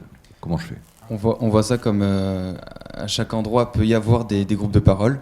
Sur chaque campus. Sur chaque endroit. C'était ça le sens de la question. Et effectivement, avec les réseaux sociaux et tout ça, on pourrait aussi permettre, grâce aux psychologues qui chacun fait une analyse, permettre à des élèves qui ont les mêmes problèmes ou mêmes sensations, donc qui auraient un dialogue intéressant, grâce aux réseaux sociaux, juste les mettre en contact et juste comme ça pourrait... Mais comme expliqué, on parlerait à tous les psychologues des campus pour pouvoir, dans chaque campus, faire le groupe de parole et pouvoir comme ça plus facilement ensuite... Ce qui est intéressant, c'est qu'en fait, on vient de chaque campus. Donc en fait, on va pouvoir, le but, si le projet se développe, et on l'espère parce qu'on y tient vraiment beaucoup, c'est qu'on puisse dans chaque campus le développer à notre échelle, donc en discutant de comment on veut le mettre en place, etc. Donc voilà. Vous êtes parti d'une problématique qui était extrêmement profonde sur la question du bien-être, du développement personnel, du leadership. Et derrière, en fait, vous revenez avec un projet très spécifique sur du groupe de parole qui répond à une problématique bien spécifique. Comment est-ce que vous pouvez articuler du coup la problématique que vous avez soulevée avec éventuellement aussi un projet, peut-être d'autres idées que vous auriez eues, que vous n'auriez pas explorées, parce que c'est une vraie problématique centrale dans l'université en France. Et comment est-ce que vous pouvez mieux répondre à cette problématique en termes d'action? Alors c'est vrai qu'on a mis un focus sur le côté un peu psychologie, mais c'est juste parce qu'on devait un peu synthétiser et il fallait faire des choix entre guillemets, mais comme on a dit, c'est une idée de départ et on voit beaucoup plus loin. Par exemple, on a vu aussi des cours sur l'argent, sur l'économie, comment apprendre à gérer son budget. Aussi, dans les conférences, quand on parle de conférences, on peut aussi parler de faire venir des personnes qui ont vécu des traumas et qui ont su, par exemple, développer un principe de résilience, qui ont su apprendre à gérer leurs émotions. Et de ce fait-là, ils vont influencer les autres étudiants. Ils vont se dire, moi aussi, si je traverse cette situation, je vais pouvoir continuer. Pourquoi je ne vais pas abandonner? Pourquoi je ne vais pas être en dépression? Parce que ça veut pas dire que ça va être simple, mais parce que j'aurai justement les clés pour apprendre à gérer mes émotions, j'aurai les clés pour être plus résilient et pour pouvoir quand même continuer. Et après, c'est vrai que ce sont des cours qu'on peut rajouter aussi, qu'on peut mettre en place. Et c'est des cours qui peuvent toucher à tout, comme on touche à l'humain, ce ne serait pas que l'argent, pas que la psychologie, mais aussi la nutrition, la santé. Comme ça, on fait vraiment de l'humain, enfin moi je dis un warrior, mais c'est ça quoi, c'est un guerrier en fait. Merci.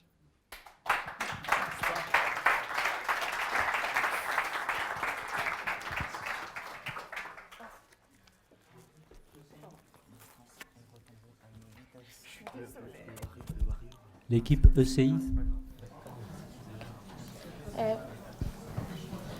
Bonjour à tous. Comme nous savons, l'un des aspects les plus intéressants des universités, c'est la façon qu'elles ressemblent les gens et les idées en même temps. Donc, on a proposé une solution appelée Espace collaboratif intelligent. Nous sommes une équipe de 5 membres. Je suis Amar Kisirwane. Hello, my name is Diego Vanasco. Hello, my name is Rafael Sestari. Hello, my name is Zainab Mzayhem, and we're all coming from the campus d'Anglet, and we're studying Master 2 in Industry 4.0. Bonjour, je m'appelle Roberta. Je suis en train de faire mes études d'ingénierie de procédés et je suis du campus de Pau. So here's the idea that we are proposing. It's a collaborative workspace using modern technology. The idea is to have one of these rooms in each campus, and they would be interconnected by some sort of cloud-based web application. You have modern technology that you can use to share ideas such as energy-efficient projectors, cameras. You have whiteboards that can be moved around. All of the tables and furniture would be mobile, so you can configure it for group work, or if you need to organize it in a different fashion. And the idea is that you could also connect to these rooms remotely, even if you're off of campus. Voilà. So, as Diego just said, in each campus we will have a room that will be connected with all the other rooms in the other campus. So we can integrate our project in all the campuses through the network. So the importance of this project lies within the fact that currently the campuses are not very integrated. So by creating a collaborative space between them, you're actually promoting the exchange and sharing of information between them. And also taking the fact that some of these campuses are very specialized, you're actually promoting at the same time interdisciplinary activities. In the end, this promotes the creation and the sharing of new ideas. Et donc, quand la technologie qu'on propose va durer longtemps, parce que les maintenances permettent que le système résiste. Et quand il y a une nouvelle technologie, le système peut s'adapter et améliorer. And we also think that this project is very feasible to test because, in fact, the technology and the systems already exist in other campuses and other schools. So most of the work to find out if this is feasible is just research. And we do figure there will be a cost in transportation to actually go to other campuses and see what this technology looks like. And we think that this cost will be quite low. There's also the transportation of the team to actually test the prototypes and what other techniques in the campuses that are going to be relevant to the project. Et finalement, comme prochaine étape, après la proposition, on peut commencer à faire des recherches sur les technologies existantes pour en profiter. On peut faire une petite conception de notre système pour gérer le réseau et illustrer nos idées à partir des prototypes. À propos du coût proposé, c'est à peu près 300 €, comme on a déjà dit, pour la transportation. Soutenez notre idée.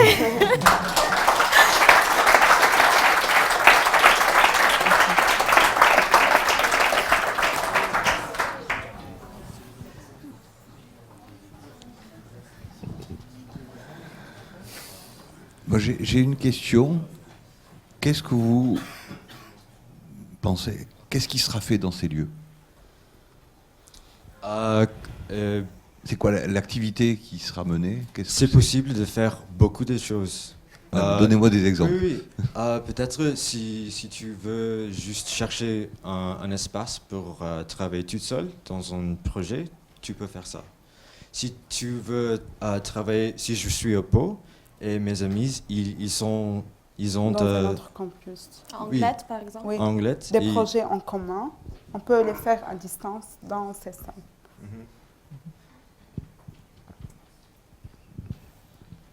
Just a question, in English or in French, what do you prefer? English. English, okay.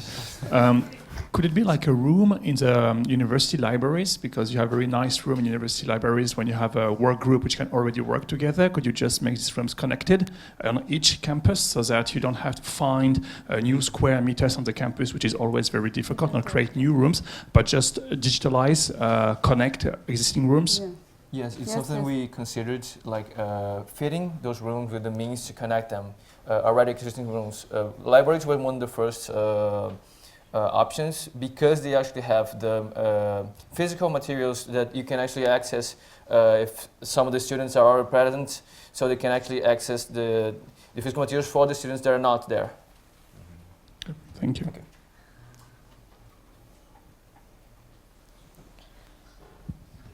Juste une petite question. Ce que vous proposez est très ambitieux. Est-ce que vous vous sentez de travailler avec d'autres personnes dans l'université qui ont ce type de réflexion pour que votre espace soit partagé entre plusieurs usages et plusieurs fonctions? We would like to share with other Can- persons that have the same ideas like us to Pourquoi pas? work in this project. Oui. We want to share our ideas with another persons that think the same way, they have the same ideas to work on this. Oui, oui, pourquoi pas? Oui, c'est ce que j'ai dit. Bien sûr.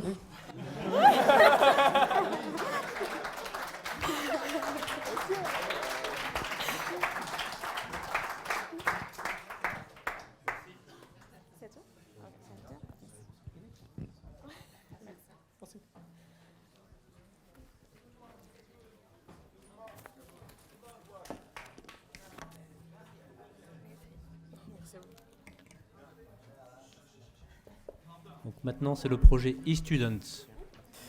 De nos jours, accéder aux informations est de plus en plus facile. Et c'est donc dans cette optique que nous avons décidé de vous présenter notre projet. Bonjour à tous, nous sommes les eStudents, donc 5 étudiants des campus d'Anglet et de Pau. Nous avons tous les 5 la volonté d'utiliser nos compétences et notre passion de l'informatique et des sciences pour réaliser un projet qui profitera à tous les étudiants de tous les campus.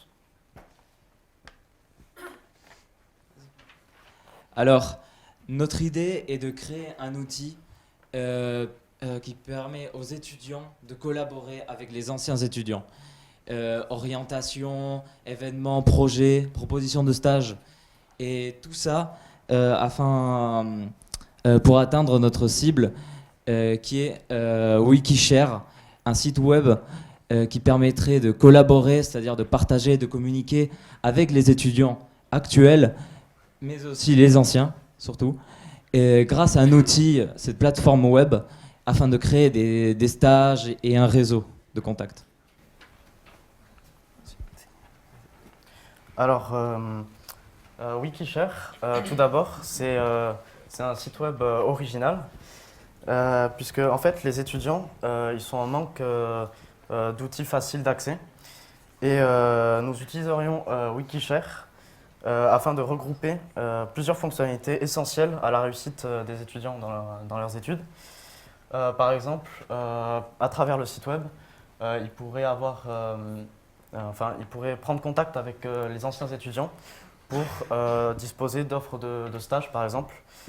Ils pourraient aussi avoir accès à des annales d'examen, pouvoir participer, par exemple, à des événements ou des rencontres, et pouvoir avoir accès, visualiser les projets d'autres étudiants de d'autres filières, d'autres campus, par exemple. Et d'autre part, c'est aussi un site web pertinent parce qu'il permet de répondre facilement aux besoins des étudiants. Il est accessible par tous et vu que c'est un site web, il serait durable et aussi on pourrait apporter des améliorations, donc il serait évolutif. Alors on a créé plusieurs études de budget, dont la première en fait de créer donc notre site internet par une entreprise, sauf qu'on a eu un problème, c'est que ça coûterait beaucoup trop cher, donc ça coûterait entre 40 et 50 000 euros. Donc oui, ça fait un peu cher. Donc on a trouvé une deuxième solution, c'est de créer une association qui va gérer du coup, le site internet. Donc, du coup, ça sera tout basé sur le bénévolat. Donc, avec cette étude, donc, c'est basé sur quatre catégories. Donc, on a l'informatique, la communication, l'événementiel et le déplacement. Donc, pour la partie budget faisabilité, il n'y aurait que l'informatique à 300 €. Sauf que puisque c'est une association, il faut la faire vivre, il faut qu'il y ait des adhérents, etc. Donc pour ça, il faut faire des événements, donc que ce soit des soirées, il faut par exemple faire des déplacements dans différents campus, il faut faire venir des maîtres conférenciers pour des conférences, etc. Donc tout ça a un coût.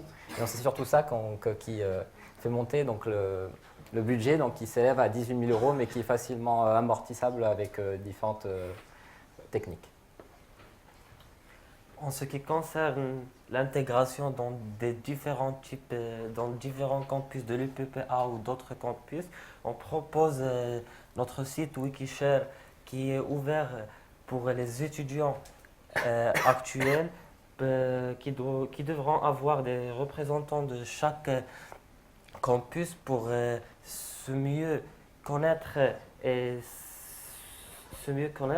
et devront organiser des événements et réunions et aussi de communiquer et collaborer entre eux. En plus, il est accessible pour les anciens étudiants qui peuvent partager leur expérience, intervenir et même proposer des stages et pourquoi pas des offres d'emploi. Et le plus intéressant, c'est que notre site est ouvert pour l'Internet. Du coup, c'est n'importe quelle personne, partout dans le monde, il peut favoriser des échanges internationaux, promouvoir l'université, se renseigner sur les formations françaises. Alors du coup, notre site internet Wikishare, il a un haut potentiel de pérennisation.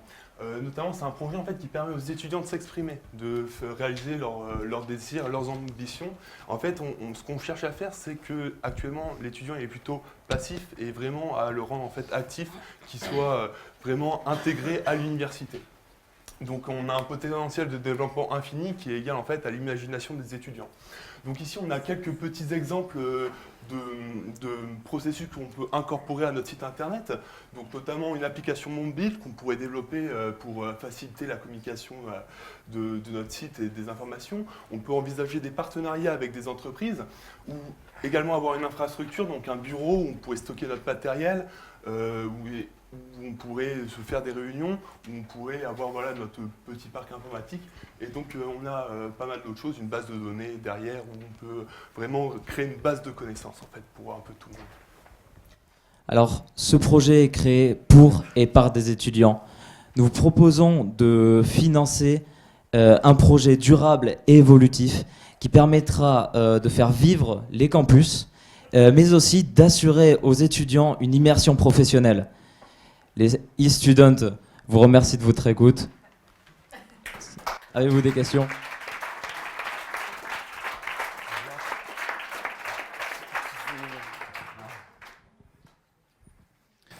Alors, d'abord j'ai une petite remarque et après une question. D'abord la remarque que je vous ferai, c'est peut-être, n'hésitez pas à vous rapprocher de l'Observatoire des étudiants, qui est un service de l'université, qui travaille aussi avec les anciens étudiants, qui réalise des statistiques, etc. Donc vous pourrez aller les voir pour avoir un certain nombre d'éléments pour votre projet. Ensuite, ma question, elle est relative à la protection des données. Parce qu'on est un établissement public, il y a des risques de piratage, etc. Comment votre site permet cette protection des données-là ? Et est-ce que finalement, il y a déjà un espace de travail qui s'appelle eLearn ? Est-ce que vous ne pensez pas, je ne sais pas, c'est une idée, mais peut-être essayer de proposer une modification de l'espace de travail qui, lui, garantit la protection des données, surtout que vous évoquez la R&D, pour la protection des données est d'autant plus sensible. Alors justement, on y a beaucoup réfléchi parce que c'est vraiment l'un des plus gros obstacles finalement de ce projet. Et du coup, en fait, déjà, on pensait peut-être héberger par exemple le site web sur un serveur de l'UPPA par exemple, ou que ce soit, disons, une partie un peu annexe du site actuel de l'UPPA. Ça peut être une solution. Et on n'avait peut-être pas pensé à eLearn, mais effectivement, ça pourrait aussi être une bonne solution. On peut réfléchir à tout ça en tout cas. En fait, ce qu'il faudrait, c'est voir avec le parc informatique de l'UPPA des méthodes qu'on pourrait faire pour justement sécuriser nos données. Enfin, regarder eux comment ils font, par exemple, pour le site de l'UPPA, parce que ouais, on sait qu'il y a un département finance et tout ça est segmenté en différents réseaux. Et donc là, ça serait carrément créer peut-être un nouveau secteur réseau, du coup, pour pas être non plus dans la finance ou des choses comme ça, un nouveau secteur du coup pour ce projet. Et, il y a une direction du numérique à l'université. Oui, voilà, c'est ça. C'est pour ça que là, si le projet est avancé, on aimerait bien justement, c'est pour ça que dans nos budgets, on a mis le budget déplacement, c'est le budget le plus important parce que c'est le budget qui va nous permettre vraiment de nous déplacer pour aller, par exemple, je ne sais pas où est la salle des serveurs à l'UPPA, mais voilà, se déplacer là-bas, pouvoir parler avec les personnes qui s'occupent de ça. Et puis aussi, on peut compter sur l'aide des anciens étudiants qui peuvent beaucoup nous aider à faire grandir justement ce projet commun. Ouais, parce qu'ils ont des compétences assez poussées, ils ont une expérience professionnelle qu'ils peuvent nous apporter. Ça peut créer en plus un lien pour vraiment avoir une collaboration en fait. C'est vraiment le mot-clé, c'est la collaboration, collaborer pour réaliser des choses.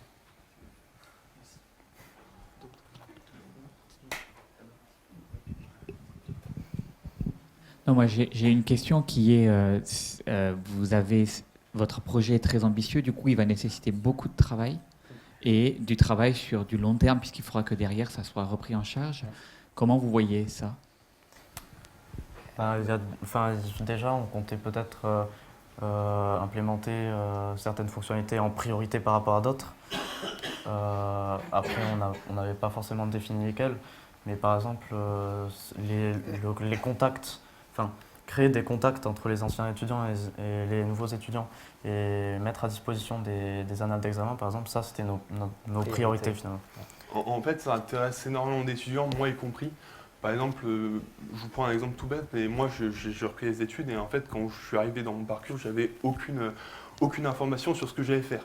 C'est-à-dire j'étais lancé, j'avais des unités d'enseignement et je ne savais pas du tout de quoi il s'agissait et sur quoi j'allais tomber. Donc juste d'avoir des annales en fait, d'avoir un site où je peux récupérer des informations, ça aurait été un truc que ça m'aurait pas gêné de payer pour avoir ces informations-là. Et donc en fait, c'est tellement demandé par les étudiants que forcément, il va y avoir des personnes qui peuvent faire des choses, nous y compris, nous ça nous intéresse, donc nous on veut bien s'investir, en fait ça va créer en quelque sorte un effet boule de neige, plus il va y avoir de monde, plus les mondes vont être intéressés, on va avoir des projets, les personnes vont avoir envie de collaborer sur ces projets-là parce que c'est intéressant, ça leur apportera un plus, même pour les CV par exemple. Je ne sais pas, sur le site internet, on peut faire, imaginons une section projet, où par exemple, vous allez voir une entreprise, voilà, j'ai fait tel projet, vous donnez l'URL du coup du site où il y a votre projet dessus, et donc en gros, l'entreprise peut avoir accès au projet que vous avez réalisé, donc c'est pas mal de choses, ça permet de valoriser aussi l'étudiant et de faciliter son insertion professionnelle.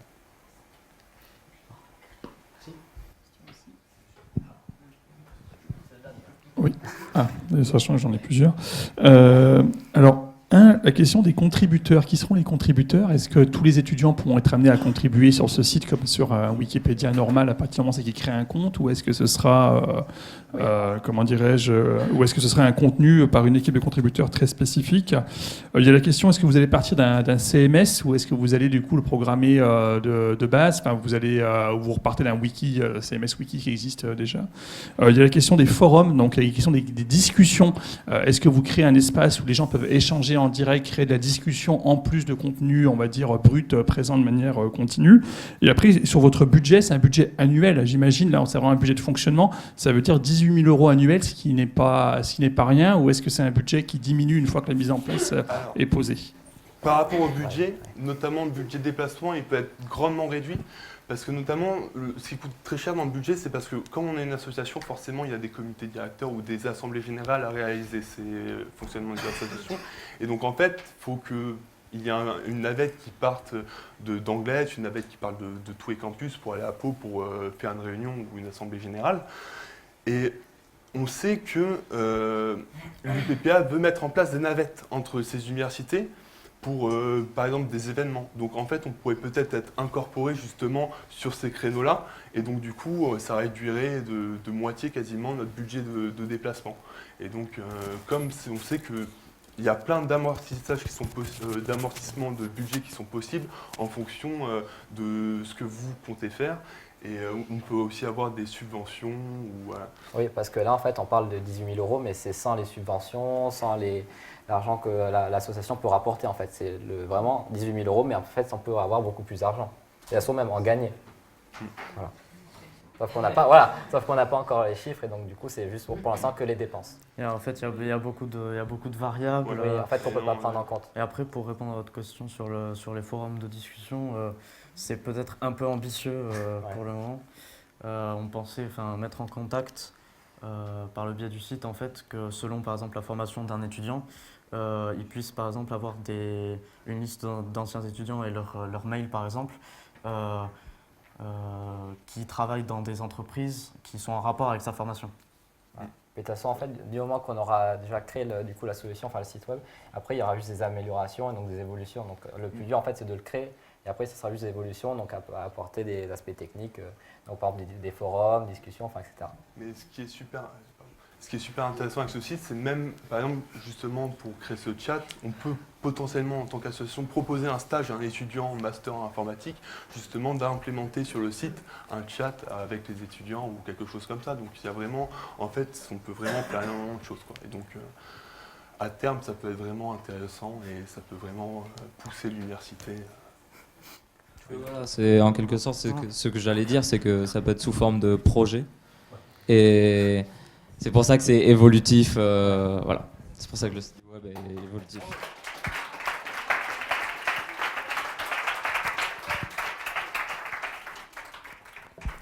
Et le dernier projet, EcoBike.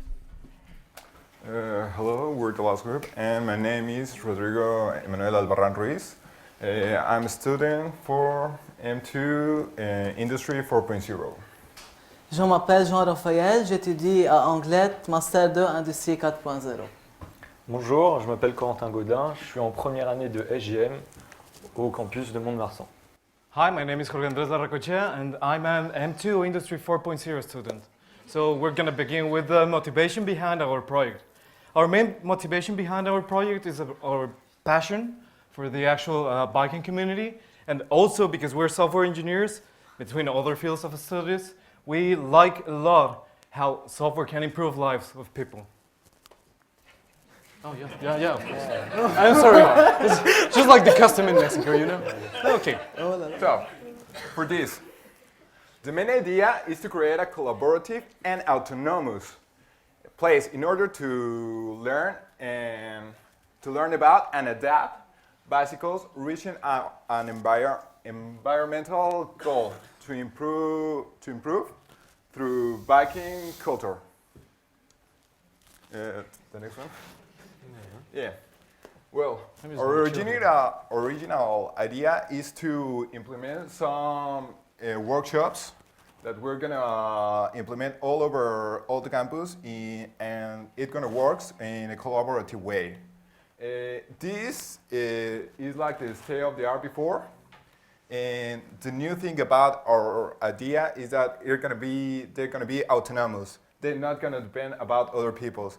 As we can see from other places or other markets, they have done this before, but the difference between theirs and ours is that they depend from other people to learn how to fix their bike and how to use it. Our main goal is to change the culture in order to make a more bicycle culture and reduce the transport by cars. In this case, our rich culture is to reduce the CO2 emissions by making more mobility cities and to improve health care about all the citizens by using cities. In this case, we are going to focus on the community sector of the university, and we try to expand it up all to the town where we establish. So, as Rodrigo actually mentioned, our project is only a vessel to achieve our goal. what we want to do is create 5 ateliers in each of the campuses so the people can go and repair their bikes. But these autonomous workshops are actually activated by the RFID cards every single student has.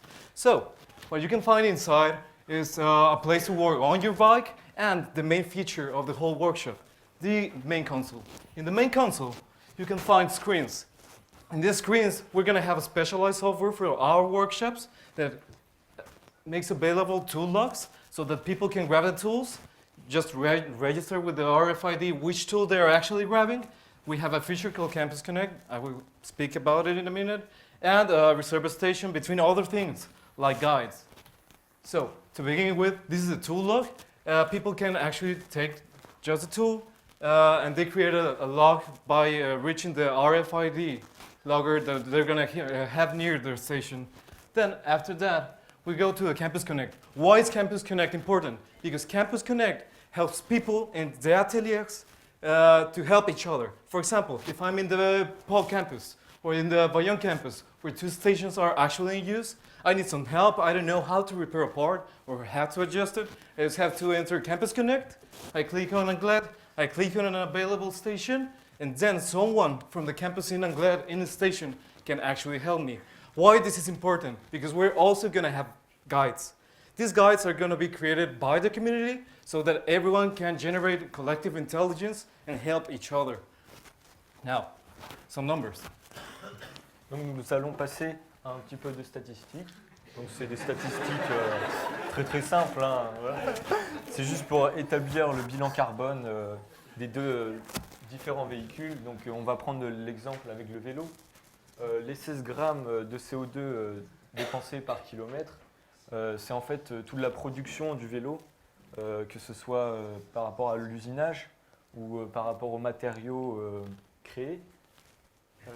Le vélo, en réalité, il ne pollue pas. Hein. Donc l'impact lors du déplacement sera de 0.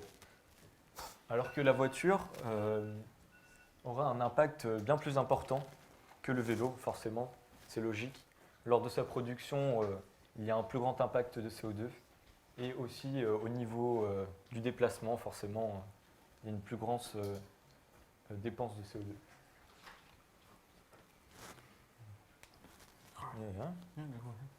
Ce qui est important, en fait, avec notre projet, c'est l'impact sur la société. Nous devons vraiment changer la culture des personnes, ce qui impacte aussi, finalement, l'héritage, ce qui impacte, finalement, tout ce que les gens vont faire plus tard. C'est les traditions qui vont changer aussi. Cela veut dire que, par exemple, une personne qui crée une famille qui se déplace qu'à vélo, au final, sur des générations suivantes, les personnes vont se dire « Ah, c'est vraiment bien, c'est vraiment chouette de se déplacer à vélo ». Et au final, les personnes vont se déplacer de plus en plus à vélo. En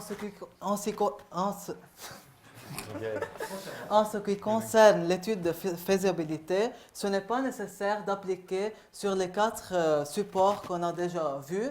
On peut l'appliquer dans une salle, sur un support, et alors on peut réaliser l'étude de faisabilité.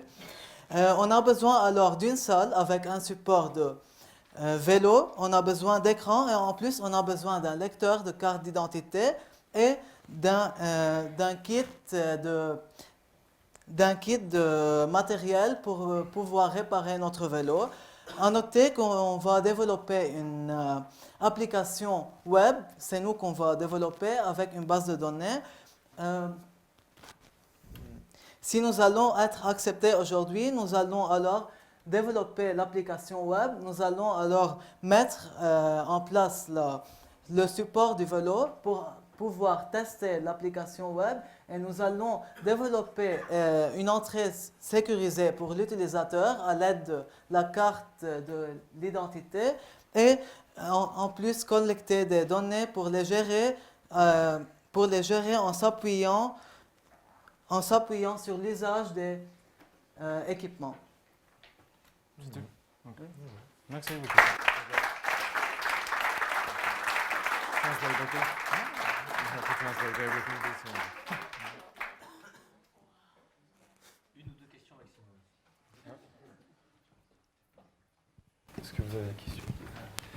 Is there a strong community of bikers in the university so as to perennize your project, or do you think it's not very it will not very popular for students? Okay, our main goal is to reach a 30% not only to students, just to include our personnel, like professors, the people who work community. all over, In the all community. community.